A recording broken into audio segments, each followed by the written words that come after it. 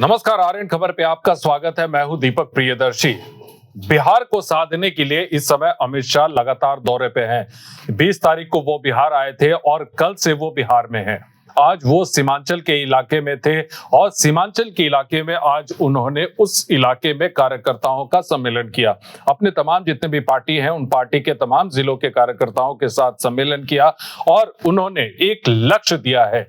देखिए, बीजेपी ने कुछ समय पहले जब बिहार चुनाव की सुगबुगाहट हो रही थी उस समय कहा था कि हम 225 जीतेंगे, लेकिन अब अमित शाह कह रहे हैं कि 160 सीट जीतने का लक्ष्य है। यानी जो 225 का लक्ष्य बीजेपी ने रखा था, एनडीए ने रखा था, वो अब 160 पर आया है। उनका कहना है कि 160 सीट जीतकर हम तमाम जो जितने भी वायदे हैं उन वायदों को पूरा करेंगे। अमित शाह ने यह भी कहा कि बीजेपी नेताओं के भरोसे नहीं चुनाव जीतती बल्कि कार्यकर्ताओं के भरोसे चुनाव जीतती है और इस बार तो बिहार में 4-4 दिवाली मनाई जाएगी।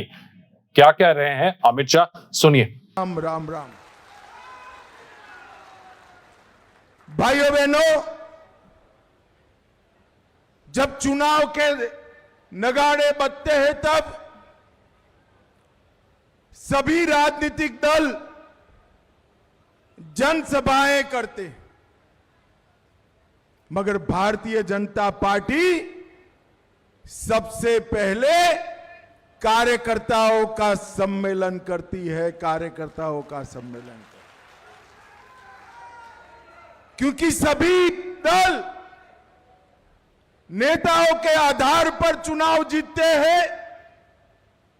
केवल हमारी पार्टी ऐसी है जिसको चुनाव जिताने का दम नेताओं में नहीं, मेरे कार्यकर्ताओं में होता है। कार्यकर्ताओं में, इसलिए हृदय पूर्वक 4225 से ज्यादा उपस्थित सभी चयनित कार्यकर्ताओं को मैं प्रणाम और राम राम करना चाहता हूं। सबसे पहले शक्ति और संस्कृति से जुड़ी इस महान भूमि को मैं प्रणाम करता हूं। बाबा सुंदरनाथ धाम और मां पूरन देवी की भूमि को भी प्रणाम करता हूं। कर्पूरी ठाकुर,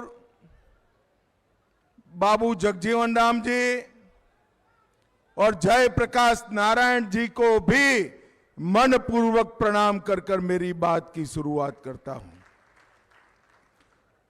फणीश्वरनाथ रेणु, सतीनाथ भाटुड़ी, विनोबा भावे, ये सभी महानुभावों ने इस भूमि पर अपना कर्मयोग बिताया है।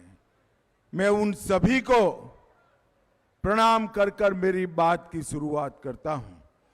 भागलपुर, कोसी और सीमांचल इस क्षेत्र के 4000 से ज्यादा चयनित कार्यकर्ता यहां पर है। सबसे पहले तो मैं आप सभी को बहुत साधुवाद देता हूं क्योंकि 2020 के विधानसभा चुनाव में किशनगंज छोड़कर हर जिले में हमारा गठबंधन नंबर 1 पर रहा था। नंबर 1 पर नौछगिया, भागलपुर, बांका में हम नंबर 1 पर रहे। अररिया, पूर्णिया, कटिहार में भी नंबर 1 रहे। सुपौल, सहरसा, मधेपुरा में भी हम नंबर 1 पर रहे हैं। भाजपा वालों, एक कसर छूटी है किशनगंज की। इस बार किशनगंज में भी हमने कमाल कर दिखाना है। भाइयों बहनों, राहुल और लालू जी के लिए चुनाव अपनी पार्टी को जिताने का चुनाव, लालू के बेटे को मुख्यमंत्री बनाने का चुनाव है। मगर हम सब भारतीय जनता पार्टी के कार्यकर्ताओं को इनके लिए ये चुनाव पूरे बिहार से घुसपैठियों को खदेड़ देने का चुनाव है। आप एक बार एनडीए को 2/3 बहुमत से जिता दो, मैं आपको वादा करता हूं, बिहार की पवित्र भूमि पर से ये घुसपैठियों को चुन चुन कर भगाने का काम भारतीय जनता पार्टी करेगी। हमारे लिए चुनाव एक कोसी क्षेत्र को हमेशा के लिए बाढ़ से मुक्त करने का चुनाव है मित्रों, बाढ़ से मुक्त करने का चुनाव। और इस बार बिहार वालों, आपको 4 दीपावली मनानी है। मालूम है 4 दीपावली कैसे मनाएंगे? चलो मैं बताता हूं, ध्यान से सुनो। पहली दीपावली तो प्रभु श्री राम जब अयोध्या वापिस गए उस दिन दीपावली के दिन मनानी है। दूसरी दीपावली कल ही मोदी जी ने हमारी जीविका दीदियों को 10-10 हजार रुपया उनके बैंक अकाउंट में डाला है, उसकी मनानी। तीसरी दीपावली मोदी जी ने जीएसटी में 395 से ज्यादा चीजों के दाम 15 से 20% कम कर दिए, जीएसटी में कमा करा, इसकी दीपावली हमें बनानी है। और चौथी दीपावली 160 से ज्यादा सीटों के साथ एनडीए भाजपा सरकार बनाकर मनानी है। मुझे बताओ कोसी सीमांचल वालों, हम सभी ये चारों दीपावली बड़े मन के साथ मनाएंगे ना?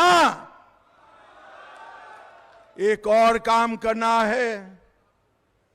जीविका दीदियों के पास 10,000 रुपया आया, किसानों के पास मोदी जी 6,000 हर साल भेज रहे हैं, और इस बार क्रॉप भी बम्पर क्रॉप होने वाला है।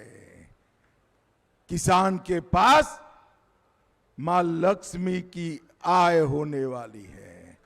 हम सब ने तय करना है कि इस बार दीपावली में जो कुछ भी खरीदी करेंगे वो सभी खरीदी हम स्वदेशी चीजों का उत्पाद खरीदेंगे। हम सब ने, भारत के देशवासियों ने संकल्प करना है कि हम स्वदेशी चीजों को ही अपनाएंगे, स्वदेशी चीजों का ही उपयोग करेंगे। मित्रों, बिहार में लालू एंड कंपनी ने बिहार को लूटा, ढेर सारे घोटाले किए, और कांग्रेस ने 12 लाख करोड़ के घपले, घोटाले, भ्रष्टाचार कर देश को लूटने का काम किया है।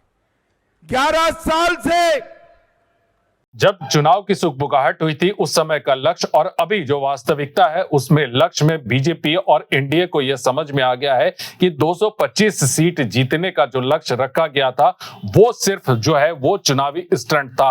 अब 160 सीट जीतने का लक्ष्य रखा गया है। सरकार बनाने के लिए 122 चाहिए और अब लक्ष्य है 160 का। सवाल ये उठता है कि आखिर बीजेपी ने अपने लक्ष्य को छोटा क्यों कर लिया। वीडियो देखने के लिए धन्यवाद।